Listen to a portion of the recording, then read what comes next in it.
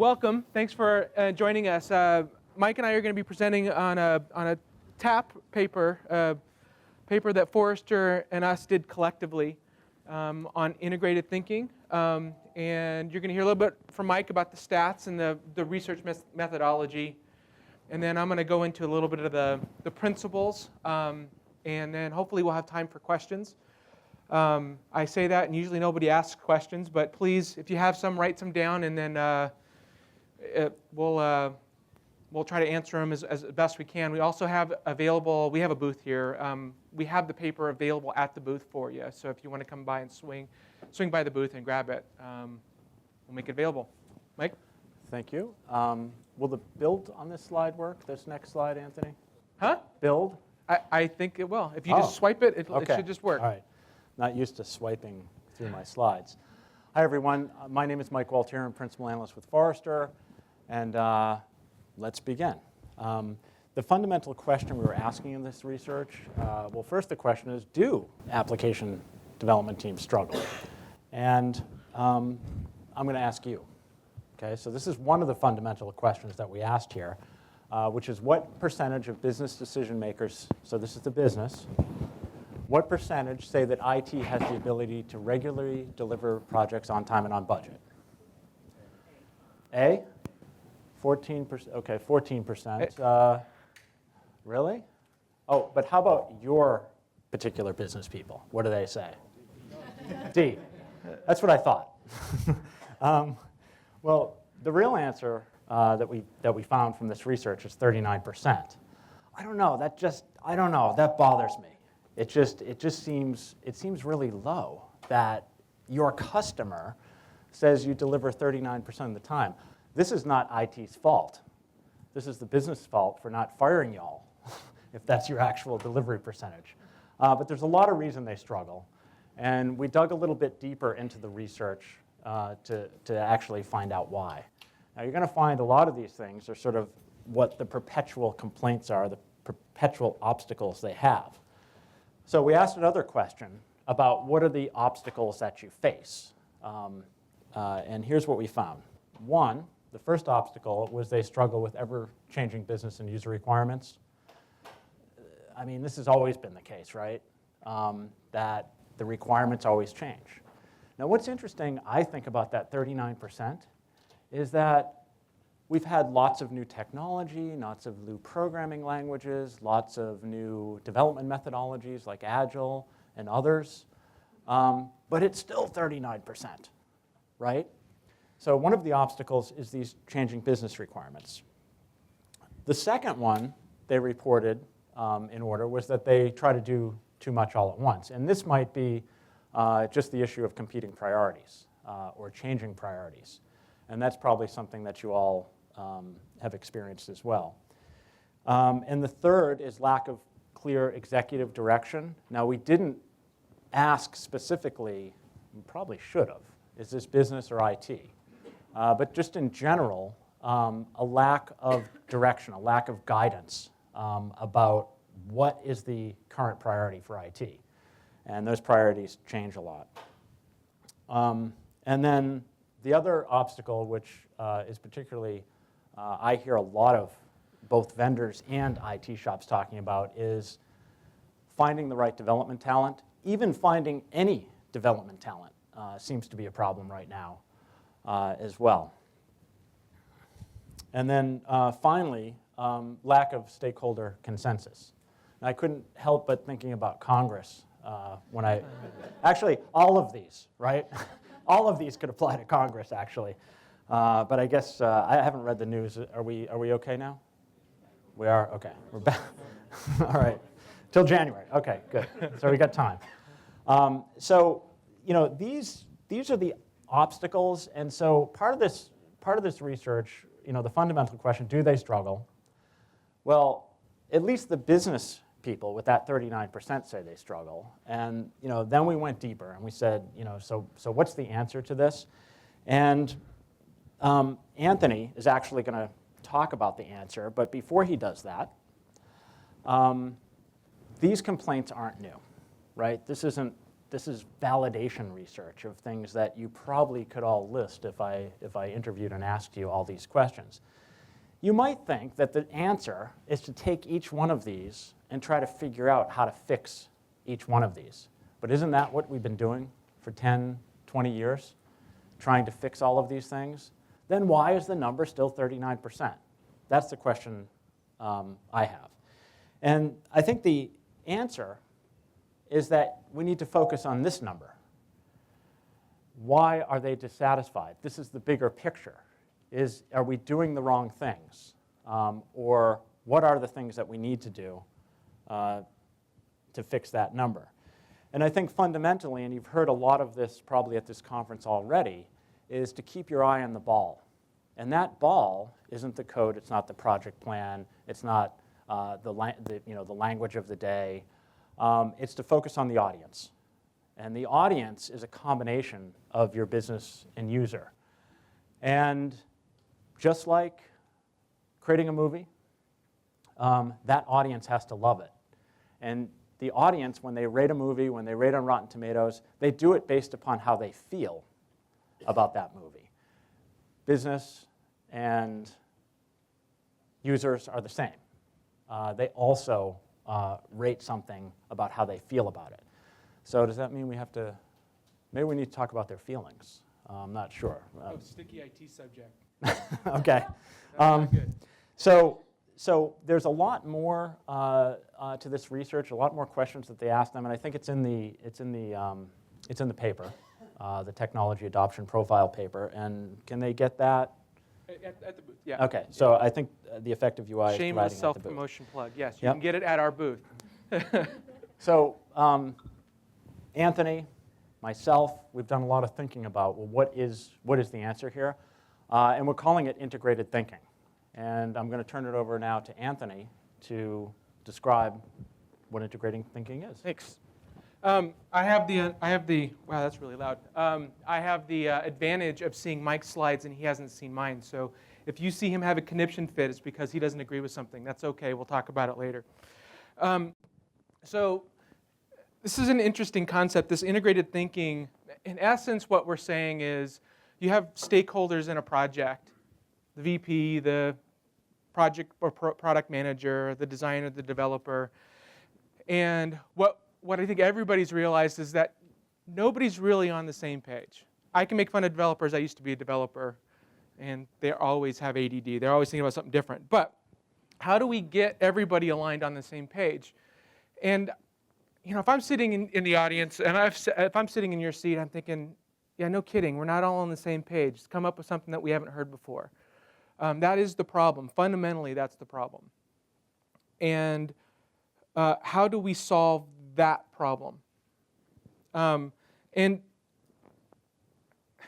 I gave a chat about a year and a half ago at another Forrester conference. We talked about our integrated thinking methodology, where you define success and build consensus, and the screen's cut off a little bit, so that's not fine, it's define. Understand the end user and go through all the processes of customer insight and journey mapping, and then you inspire good design. You care about design. You articulate the vision with vision demos, and then you ensure and business design are collaborating together. And this process takes about 6 months. And it's very expensive. And it works. It works really well. If the business stays in with it, if you're all in. The problem is what we're finding is in 6 months, priorities change within a business. New stakeholders come on board and really throw a wrench in it. Team members leave. Budget season comes around. I think the Caterpillar session just a little bit ago says, the Grim Reaper comes through because mining's down and they have to pull budgets. And 6 months is a luxury that most of us don't have. So what do? How do you get the team integrated and aligned when 6 months is too long? Well, we've started condensing this process down into 30 days. And we don't get an integrated plan, a very good execution plan.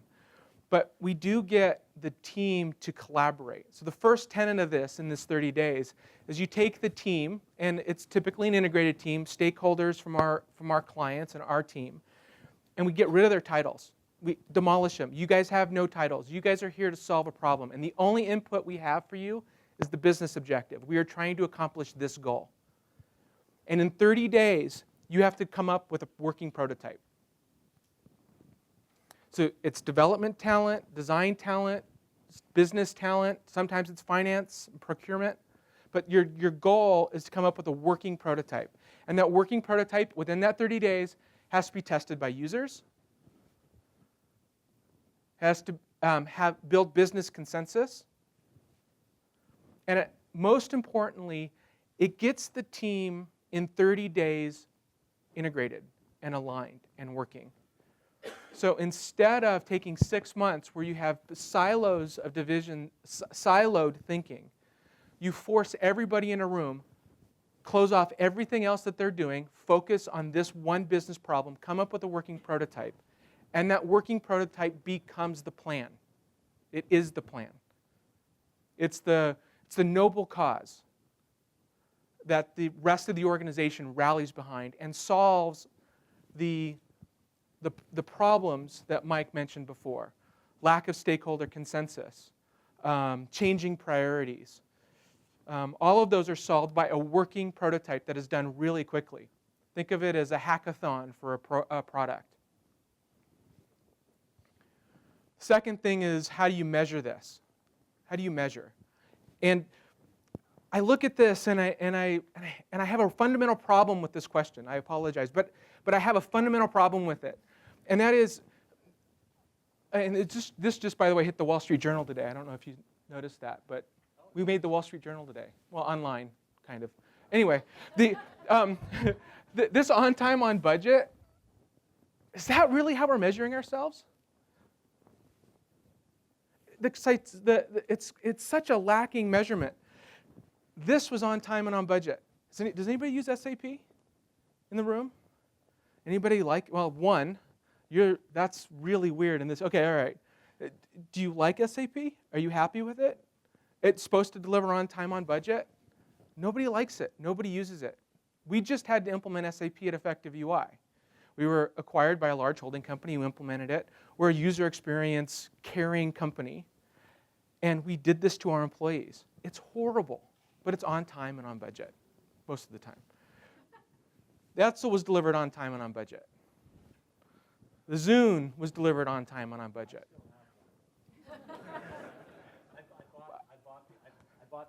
Do you use it? No, I bought them as Christmas gifts I have twin daughters. I bought them as Christmas gifts. They never even opened, they never used it. No, it's still in my trunk. But Microsoft, by our collective criteria of success, this was a success. And to further your movie analogy, The Lone Ranger was on time and on budget. In addition to on time and on budget, Mike mentioned this. Does it satisfy the business objective? And does it meet your customers' expectations? And the prototyping process allows us to answer these questions a lot faster. So get in quick, solve the problems fast, get it in front of users fast, and then these questions are going to be, and always measure everything against these two criteria. On time, on budget is really important, but who cares if anybody's not using it? That's our piece. It was purposefully short so we can take questions about the paper, which I imagine Mike's going to have a ton of questions, or challenge me. Call BS on me if you think I'm full of it, which happens quite often. But yeah, yeah, shoot.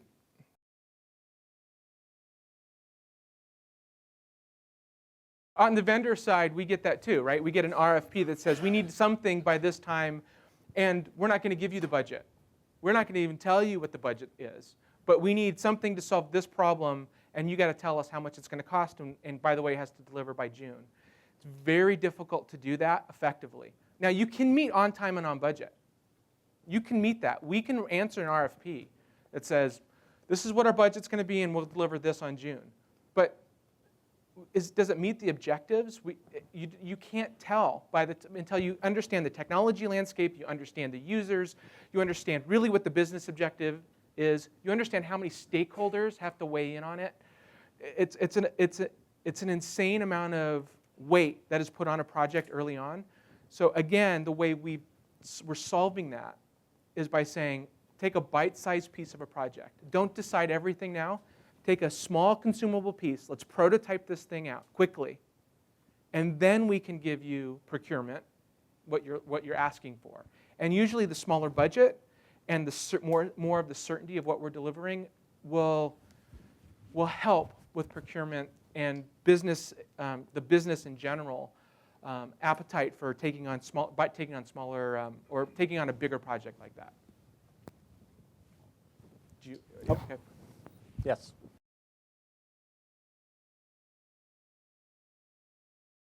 But I think what Anthony's talking about here is bringing these parties together as equals. And in Agile, you're an engineer. You're writing code. And you're getting those requirements from subject matter experts that may not be a subject matter expert. They may be a middleman to the subject matter expert. So I think one of the differences here is in how you populate that team and the relationship that those team members have with each other. What we're talking about is a shorter lifetime to version 1, which is a prototype, or a longer sprint 0 if you're talking about Agile. So sprint 0 for us is about developing a tangible, touchable, user-tested plan. And so it's not different than Agile. It's not a but or an or, it's an and to any development process. So you're right, it's a nuance, right? It's not, there's nothing revolutionary here outside of the way that, I don't want to sound like I'm self-promoting here, self-promoting the company, but in the way that we do it, it's taking process out, like giving the team the free-form opportunity, 1 month, to really come up with the problem themselves. Run a lab, an internal lab around it. And it really works. And then you brought up something else, and that is your inability to focus on this. Like it's a luxury. You know what? What you're doing isn't working now. Anthony, you mentioned hackathon. Yeah. Is that the spirit of? It really is. It has this different flavor to it than a traditional software process. It's this environment where you lock people in a room with Mountain Dew and pizzas for a month, and what comes out is amazing. It's not perfect. There's a lot of things that are wrong with it, but you have a foundation of what to fix and what works and what doesn't work, and more importantly, you have a team that's aligned and working together. And that's the most important thing. Customer insight for us isn't to deliver a document. It's so the team talks to customers and they develop empathy for the customer so they can design and build better for them.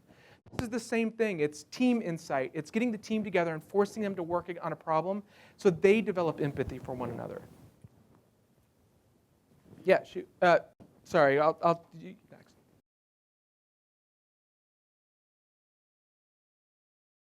There's a language that has to be and a culture that has to be adopted in order for this to really work long term. So the way we usually do it is we do a 30 we call it effective in 30 process with an already outlined SOW or proposal for what the project is going to look like to contain the team and keep them working together.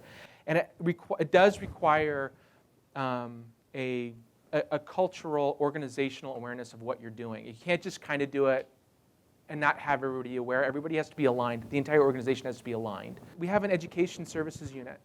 And the education services unit for us isn't about teaching designers how to create good wireframes.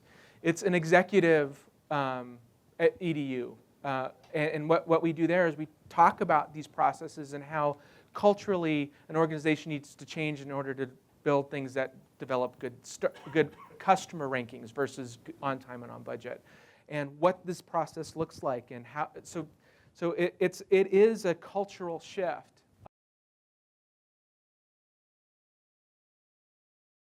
In the 30 days locked in a room, it was a metaphor. Sometimes it's impossible to have everybody locked in a room. It is critical that there's FaceTime, for sure, and mandated FaceTime. In a 30-day period, we try to do it once a week, where 1 day a week, everybody's in the same room.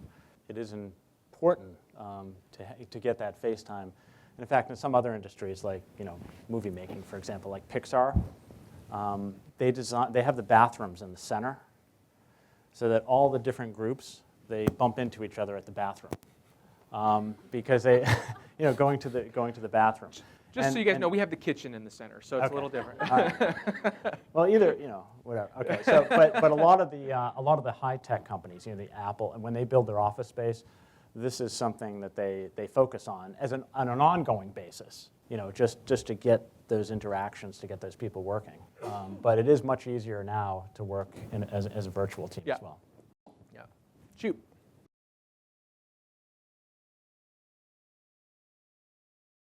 Another benefit is, as a developer, and I used to be a developer, I would always write something and then wish I had a chance to write it again, because I figured stuff out as I was coding. And it gives the team the ability to know that whatever they do, it doesn't have to be gold-plated, and that they're going to get a chance to actually rewrite in its entirety. So it allows them to experiment and play.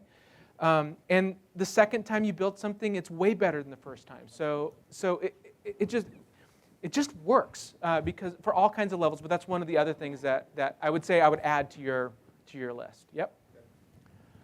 Yeah. Shoot.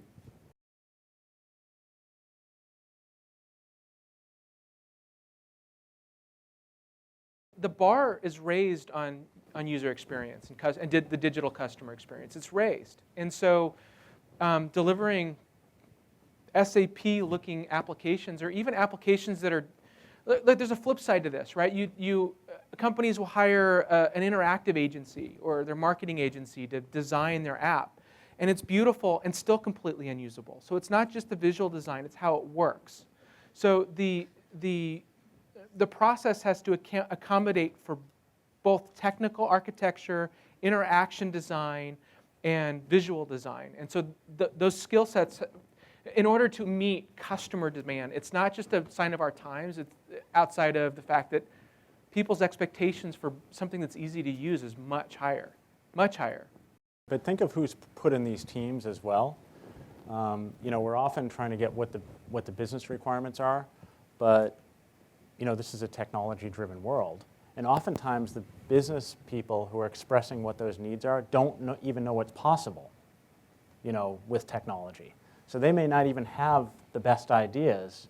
I'll give you an example. Many years ago, even further than 10 years, I was asked to develop a warehouse management system to go paperless. So they wouldn't do pick tickets. And what did they do in those days? They told me, learn to drive a forklift.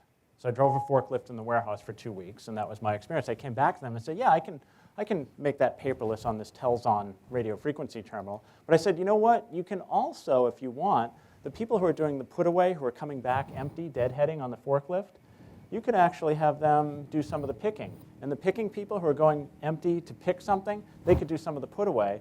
That's a requirement they never expressed and when I told them you could do that, they're like, oh, wow, you can do that with the technology? So I think putting these people in that room, and that 30-day phase is like the creation phase. But everyone's equal, and everyone has something to contribute to it. Think about the metaphor that I always use is car manufacturing. Think about the phase in which they have engineers and designers in front of a clay vehicle, and they're prototyping out the vehicle. We don't do that in software development. We either jump straight into creating the engine or to the driving experience. We never have that moment where we're forced to collaborate and prototype out what the entire driving experience is going to be.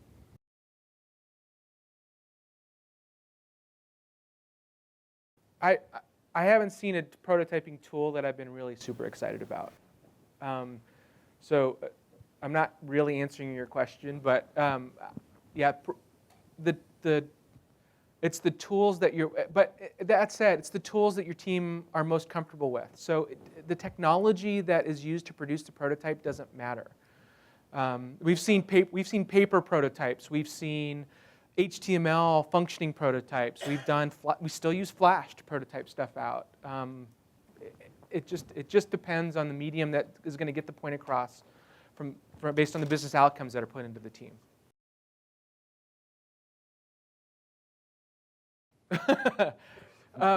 Great question. What do you mean by working prototype? This is the most undefined word in our industry, I think. For us, when a client says working prototype, sometimes they say, we want it to be a working prototype, and then we just want to connect the APIs and it works. That's not a prototype. A prototype, for our standpoint, a working prototype is something that you know you're going to throw out entirely the code. Prototype for us is you throw all the code out. Sometimes it's a click-through static images with hotspots on it. Sometimes it's what we call a vision demo. A vision demo for us is a prototype. You hit play on a movie, and we have examples of this if you'd like to see what a vision demo is. You hit play on a movie, and it plays the user experience through. This is what it's going to be. Sometimes it's paper. It's where you walk through.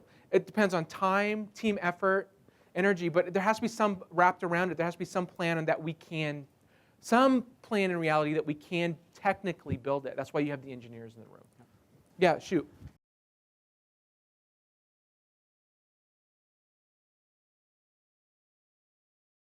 We have worked this in an environment just like you're talking about, but we don't go down every branch of the tree. We prototype the trunk, and then we take the big branches and we prototype the branches off of that trunk. There are, in essence, technical style guides, and there's technical and style guides that we use to guide the look and feel and the interactivity. It's basically a working document that makes sure they all come together. And it's really hard. I'm not saying that this isn't what you're talking about. That circumstance is really hard. But how do you do it now? We're out of time. There is no perfect process. We're out of time. Yeah, we're out of time. Lunchtime. Be happy to talk to you after. It is lunchtime. So thank you everyone for attending. Appreciate it. Thank you.